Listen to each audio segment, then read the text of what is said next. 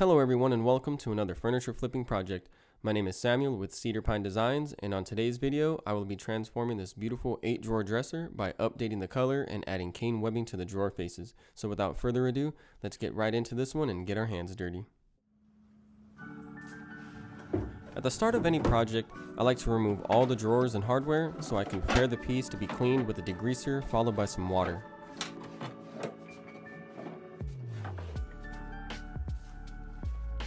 The degreaser that I've been using lately is TSP and it works very well.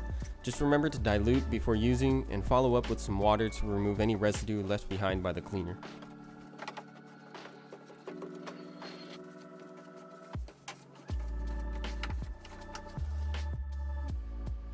The hardware is being removed so that I can give them a good cleaning and a light scuff sanding before applying a few coats of paint to bring them back to life.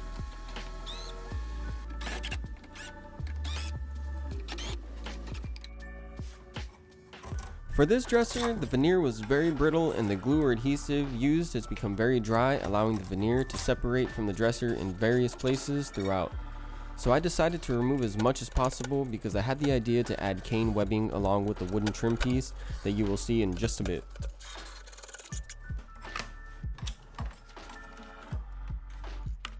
As you can see, it didn't take much to remove the veneer. This is to be the worst case of separation I've ever seen so far in a piece.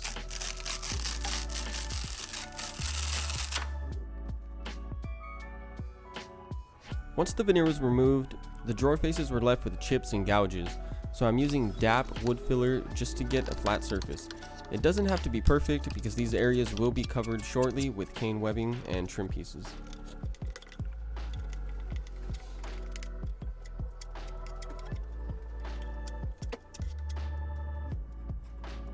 For the top edge, I carefully removed any loose veneer until it wasn't chipping away and used wood filler to get an even flat surface. I plan on painting the dresser so I don't have to worry about staining or trying to get the filler to match.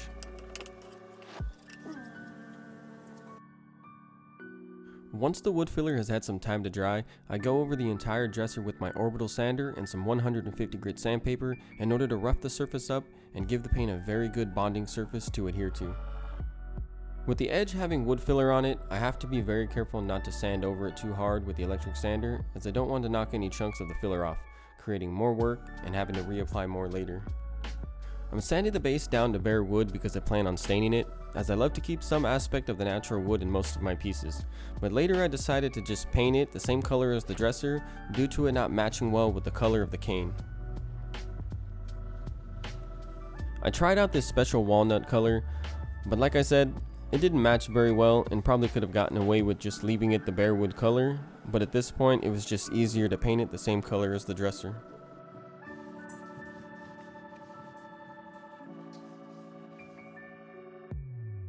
After staining the base, I moved to sanding the drawers using my orbital sander to knock down and smooth out the faces in preparation for paint. Even though I'm adding cane webbing to the drawers, you can still see the color behind it, which is why I have to prep it for paint.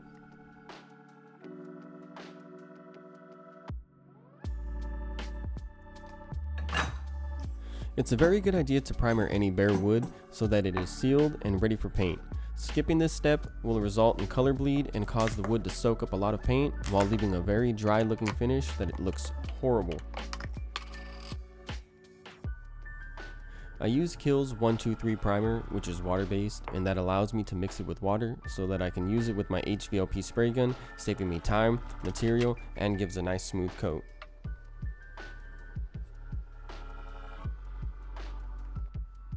Disposable paint filters are a cheap, effective way to protect your spray gun and keep chunks of debris from getting onto your project, resulting in more sanding and causing clogs.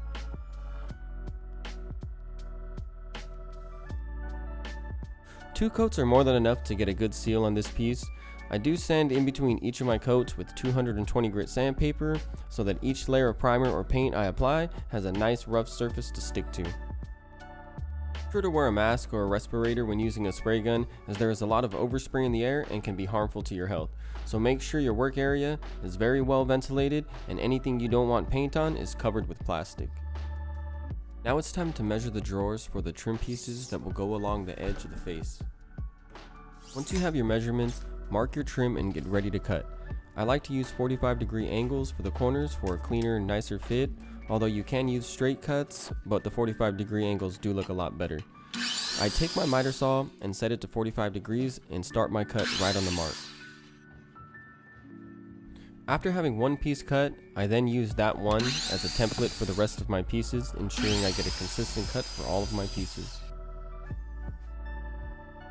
I'm using my favorite black paint made by Behr. It's called Limousine Leather and it comes in a satin finish. I like to mix it with water in order to get the right consistency so that it sprays through my spray gun.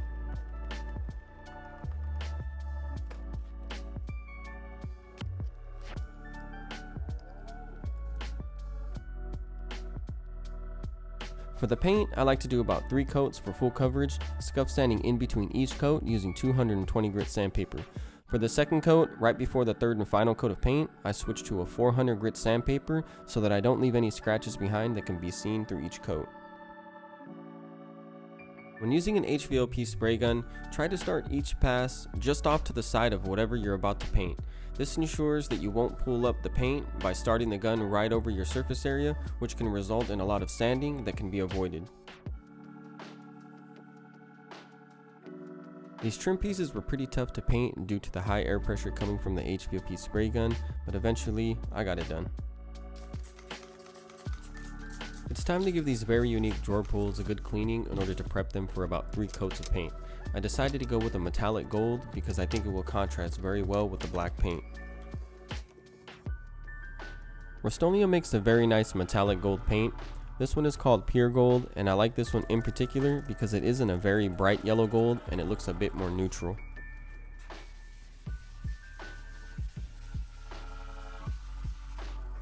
Don't forget to sand in between each coat.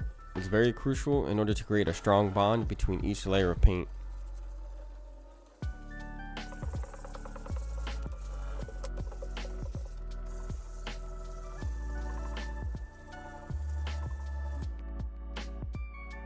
Try not to go too heavy on any vertical surfaces when applying your paint. This will prevent runs that are pretty easy to form when using watered down paint. Runs can cause a ton more sanding, which can easily add hours to a project.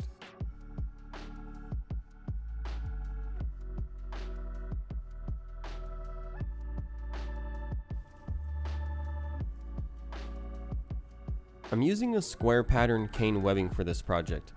After getting my measurements, I cut the cane about a ½ an inch in from the edge and secure it down with some medium duty staples and staple gun. After securing one side with staples, I stretch the cane pulling very tight before I secure the other side. I've seen instructions that call for soaking your cane in water for about 20 to 30 minutes before applying. This will cause the cane to dry and pull itself tight, but I decided to just skip this step and I wasn't worried about it getting loose.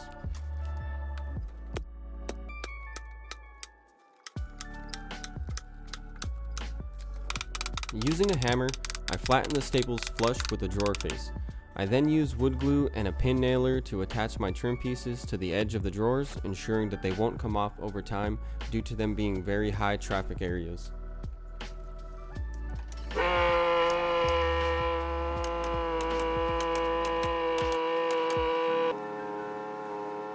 For any areas that were uneven or gapped, I will be sanding flush and adding wood filler before I add a few more coats of paint to the drawers. This definitely gives the dresser a very unique, one-of-a-kind look while adding nice contrast between the cane and the dark color of the paint.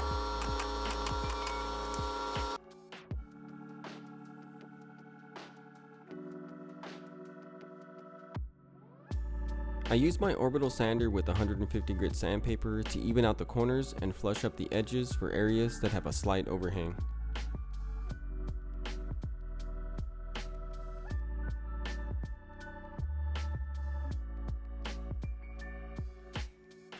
I tape off the cane webbing in order to coat the trim pieces with 2 more thick coats of paint. For those wondering, the trim is a very inexpensive lattice style trim made of pine that you can buy at any of your local hardware stores, and is fairly easy to get a hold of.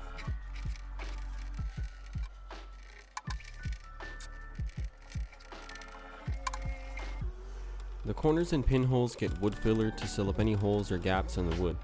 It's pretty straightforward, and I will have to wait until it's dry before sanding and being able to paint.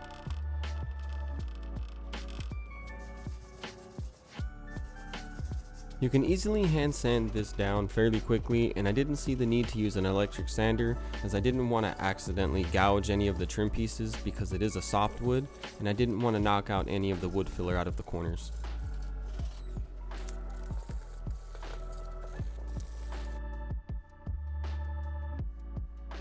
Two coats of paint and some scuff sanding in between, and this dresser is ready for some top coat.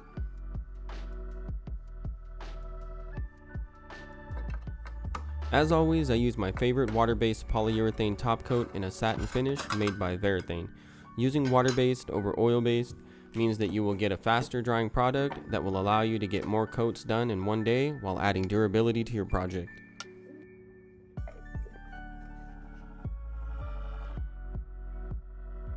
I decided to remove the tape and spray my top coat over the cane as well as the trim pieces. This step isn't important, whichever way you decide to go, but I figured it couldn't hurt anything.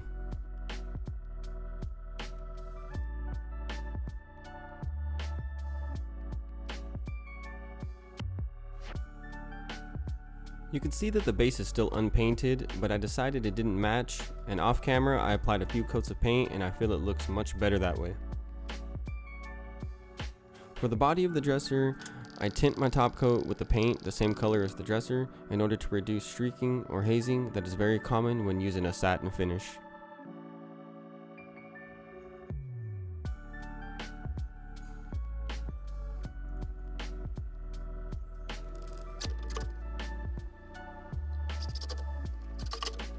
After applying 2 to 3 coats of finish with light scuff sanding in between each coat, it's time to reinstall all the drawer pulls and get this project put back together and ready for the final before and after review.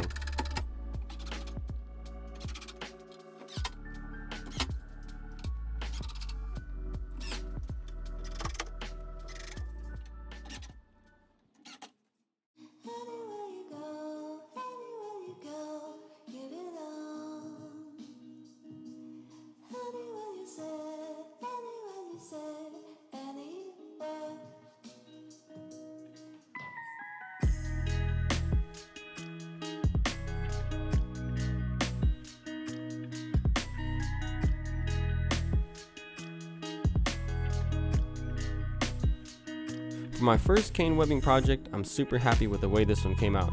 As far as the numbers go on this one, I bought the dresser for $80 on Craigslist, purchased the trim piece for $50, paid $70 for the cane webbing, and had all the other materials such as paint, top coat, and tape. But I'll add $25 for that, bringing my total investment to $225 and 7 hours of total labor. I then recently sold it for $600, bringing me a profit of $375 or $53 an hour. As always, thank you so much for sticking with me on another exciting project and for all the support I get from everyone. Take care, and I will see you on the next one.